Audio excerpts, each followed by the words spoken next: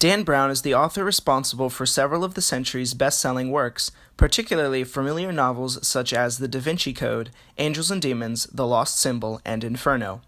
His stories follow the same principal character, a Boston professor named Robert Langdon, who is thrust into a life-or-death situation that can only be solved by careful analysis of art history, the history of a civilization, or famous works of fiction such as Dante Alighieri's The Divine Comedy and Inferno.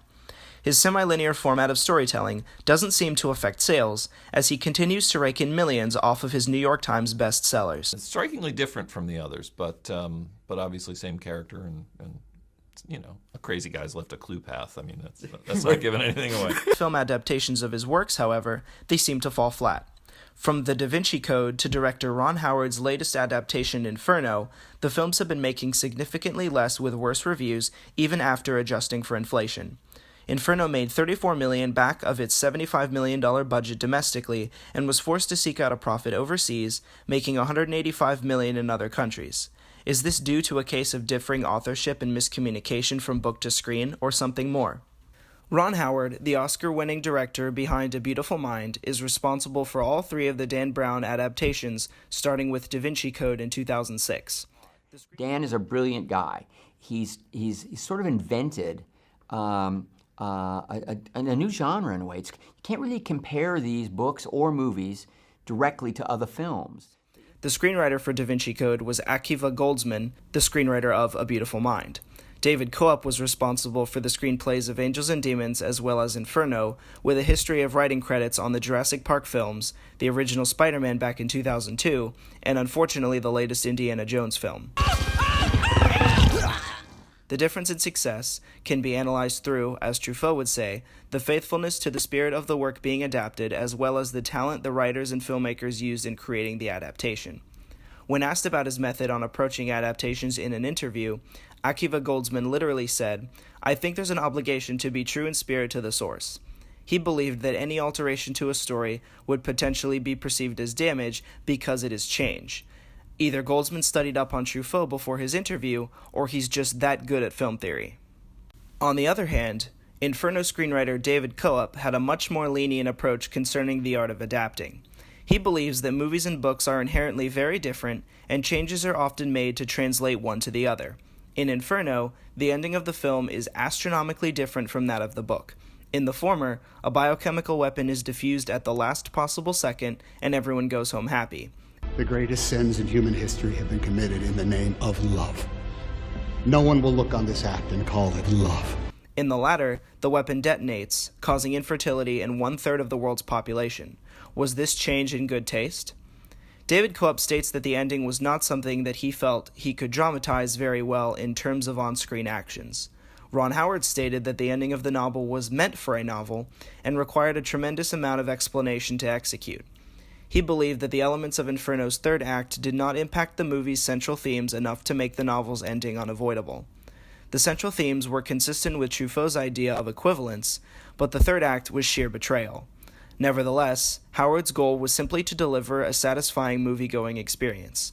Due to film's inherent limitations to exhibition, this may have been the correct response. So what did Dan Brown think? Coop made it clear in an interview that his interactions with Brown were brief. He states, "I didn't communicate with Dan much at all. We don't have a lot to talk about." While this seems wildly different than the chokehold J.K. Rowling had on the adaptations of her Harry Potter novels, Coop defends this with an analogy.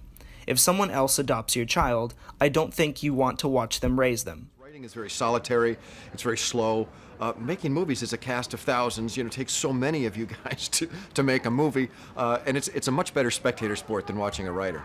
Dan Brown put full faith in the filmmakers to deliver something entertaining, and he had done so since the success of The Da Vinci Code.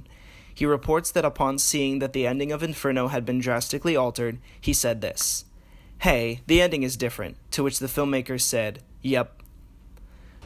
Who are you? Oh, facilitator. Among other things, my company creates illusions. Despite the rough landing, all the character elements of a Dan Brown novel remain. The New Yorker identifies Professor Robert Langdon's principal traits as his freakishly good memory and his attachment to a Mickey Mouse watch. They aren't wrong. However, the film's utilization of Langdon's dialogue to explain story elements and provide cringe-inducing insight is painful. The New Yorker concludes its criticism by taking one last swing at the ending, stating that the dark ending of the novel would be preferable to the sappy ending Howard directs that is as silly as Langdon's last reflective monologue.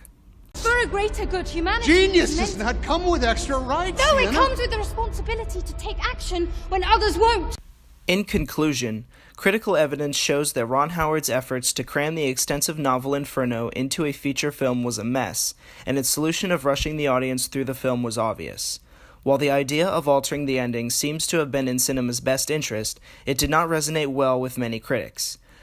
The first two-thirds of Inferno, then, are hellishly rote and dull, like watching someone solve a Sudoku outside ornate tourist attractions. This is where the book, for all its literary crimes, easily trumps the film, as readers have the time to pore over clues on the page and play detective alongside the characters. Truffaut considers an adaptation of value only when written by a man of cinema. The creative forces behind Inferno, Howard and Coep, certainly did their best in conforming the novel to cinematic traditions by drawing on their cinematic pasts. Perhaps the fault lies in the idea to adapt the novel at all. Cinema has proven time and time again that some works of literature are best left untouched.